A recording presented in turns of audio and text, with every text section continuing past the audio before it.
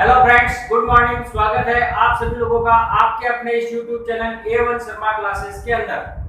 Friends, पूर्व video के अंदर हमने लैंगिक जनन के बारे में कुछ चर्चाएं की थी, जो प्रजनन के अंतर्गत मैंने आपको बताया था, और अलैंगिक जनन के बारे में अपन दूसरा वीडियो देख चुके हैं।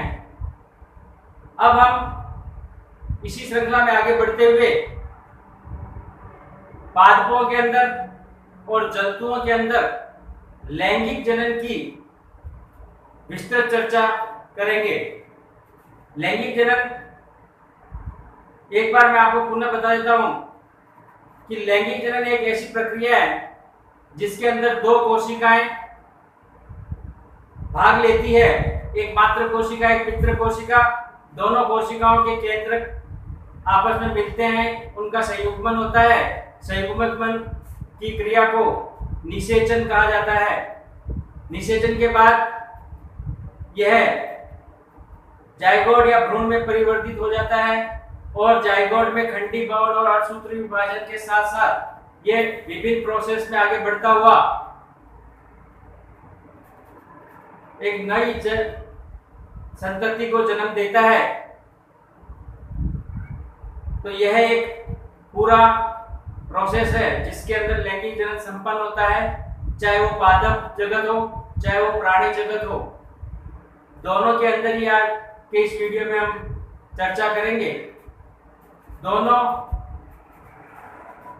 में लैंगिक जनन के बारे में चर्चा करने से पूर्व इसमें आने वाली कुछ शब्दावलियों को आपको विशेष ध्यान में रखना है, ताकि ये सारी की सारी चर्चाएं आपको पूर्ण रूप से समझ में आ जाए।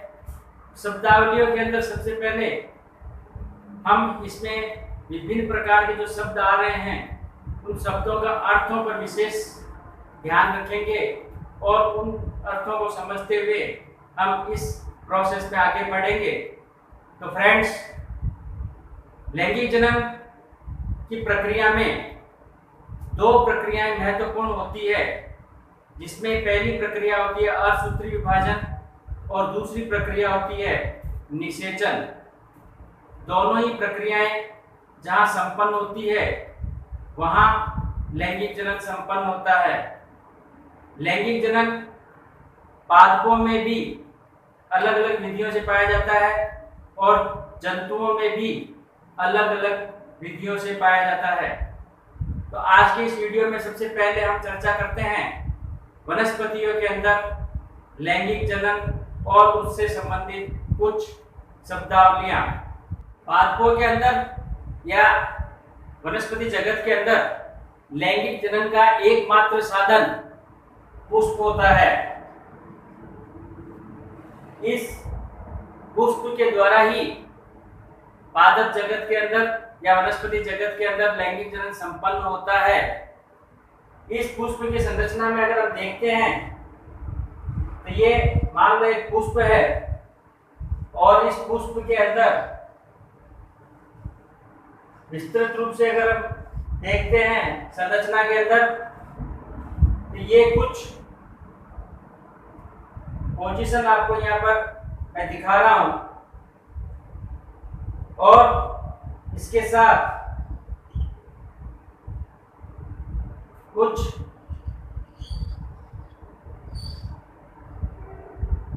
दूसरी चीजें भी मैं यहाँ दिखा रहा हूं। इसके अंदर ये जो संरचनाएं आपको दिखाई दे रही है, ये संरचना पुंकेसर कहलाते हैं, जो सभी जानते हैं। और ये जो संरचना आपको दिखाई दे रही है, ये संरचना स्त्री केसर कहलाती है। स्त्री केसर यानी मादा जननांग, पुंकेसर यानी नर जननांग। पुष्प के अंदर मादा और नर जननांग एक ही पुष्प के अंदर पाए जाते हैं। हो सकता है विभिन्न उच्च प्रजाति के जो वनस्पति है उसके अंदर दोनों अलग अलग भी संभव है। यहाँ पर नर जनन के लिए पुंकेसर और मादा जनन के लिए स्त्रीकेसर आपको मैंने यहाँ पर बताया है। पुंकेसर के अंदर अगर हम अलग अलग दोनों भागों की विस्तृत चर्चा करते हैं, पुष्प की संरचना में नर जननांग को अगर हम देखते हैं तो नर जननांग इस तरीके से पुष्प के आधार भाग से जुड़ा होता है, जिसे हम पुंकेसर कहते हैं। पुंकेसर के अंदर ये तंतु होता है, आधार भाग से जुड़ा होता है और ये संरचना पुंकेसर कहलाती है। ठीक इसी प्रकार मादा जननांग के अंदर अगर आप देखते हैं तो मादा जननांग की स्थिति में इस तरीके से कुछ होती है और आधार भाग पर ये इस तरीके से संरचना बनी हुई होती है। ये पुष्पासन होता है। पुष्पासन से यह जुड़ी हुई संरचना अंडाशय कहलाती है। उसके बाद ये संरचना जो यहाँ दिखाई दे रही है आपको, वर्तिका, और ये वर्तिका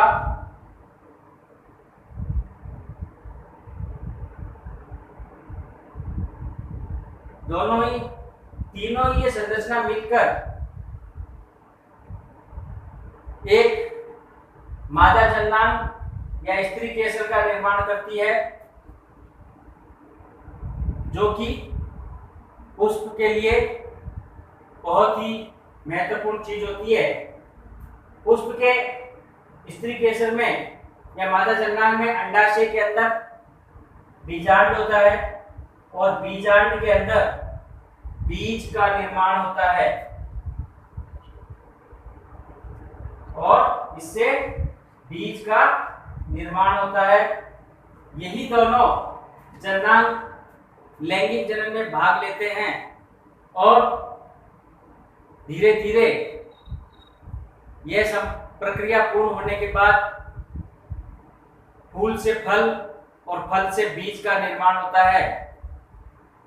इसकी विस्तृत चर्चा हम आगे धीरे धीरे समझाते हुए आपको मैं करूंगा।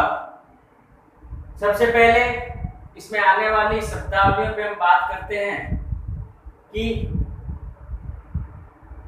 यदि दोनों जननांग एक पुष्प के हो तो उसे क्या कहेंगे, और दोनों अलग अलग जाति के हो उसे क्या कहेंगे। तो इस विषय पे थोड़ी शब्दावली मैं आपको यहाँ पर समझाने की कोशिश कर रहा हूँ, तो ध्यान से थोड़ा इस वीडियो को देखिए। आप हो सकता है शायद पूरा आपको इस चीज से समझ में आ जाए। यदि पुष्प के आधार पर अपन देखते हैं तो पुष्प के अंदर जननांगों की जो स्थिति होती है वो एक लिंगी पुष्प और दूसरा होता है द्विलिंगी पुष्प। एक लिंगी पुष्प और द्विलिंगी पुष्प, ये दोनों पुष्प के प्रकार है। एक लिंगी पुष्प के अंदर जो गैमेट्स होते हैं, जो जनन कोशिकाएं होती है, वो पुंकेसर या स्त्रीकेसर, अंडक, दोनों में से कोई एक चीज पाई जाती है, इसलिए इसे एक लिंगी पुष्प कहा जाता है। इसके एग्जाम्पल के अंदर पपीता, तरबूज, दो महत्वपूर्ण एग्जाम्पल है इसके। और ये कई बार एग्जाम में पूछा जाता है कि एक लिंगी पुष्प या द्विलिंगी पुष्प किसे कहते हैं और इसके क्या एग्जाम्पल है, तो ये आपको ध्यान रखना है। और द्विलिंगी पुष्प के अंदर जहां एक लिंगी में दोनों में से कोई एक उपस्थित होता है, वही द्विलिंगी के अंदर दोनों उपस्थित होते हैं। पुंकेसर प्लस अंडक दोनों उपस्थित होते हैं और इन दोनों की उपस्थिति के कारण इसे द्विलिंगी पुष्प कहा जाता है। इसका एग्जाम्पल सरसों, गुड़हल, दो एग्जाम्पल या मैं आपको बता रहा हूं ताकि आपको याद रह सके। फिर उसके बाद हम देखते हैं कि पुष्पों में जब जनन होता है तो गैमेट्स जो होते हैं इनके स्त्री केसर और पुंकेसर, इन दोनों गैमेट्स के अंदर यदि ये गैमेट्स आपस में मिलते हैं और मिलकर युग्मनज का निर्माण करते हैं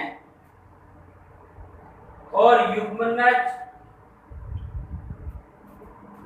बीज के अंदर उपस्थित भ्रूण के अंदर डेवलप हो रहा है और वहां से एक नए संतति पादप का ये निर्माण करता है, तो इस प्रकार के जनन के अंदर पादपों में यदि पुंकेसर और स्त्री केसर दोनों गैमेट्स समान होते हैं तो उस जनन को हम समागम कहते हैं। बहुत इंपॉर्टेंट चीज है कि जिन पादपों के अंदर पुंकेसर और स्त्री केसर समान होते हैं या दो समान गैमेट्स आपस में जनन करते हैं तो उस जनन को समागम कहते हैं। और इस समागम के माध्यम से शैवाल, कवक आदि जो निम्न श्रेणी के पादप होते हैं वो जनन करते हैं। और यही स्थिति अगर बदल जाती है, जहां गैमेट समान न होकर दोनों भिन्न भिन्न हो जाते हैं और भिन्न भिन्न होने के बाद जब इनका संयुग्मन होता है और युग्मनज बनता है तो उस संयुग्मन के दौरान और जहां पर पुष्प के अंदर पुंकेसर और स्त्री केसर दोनों जो गैमेट्स होते हैं वो भिन्न भिन्न हो जाते हैं, तो उस स्थिति के अंदर जब ये संयोजित होते हैं तो संयोजन की जो प्रक्रिया होती है वो निषेचन कहलाती है।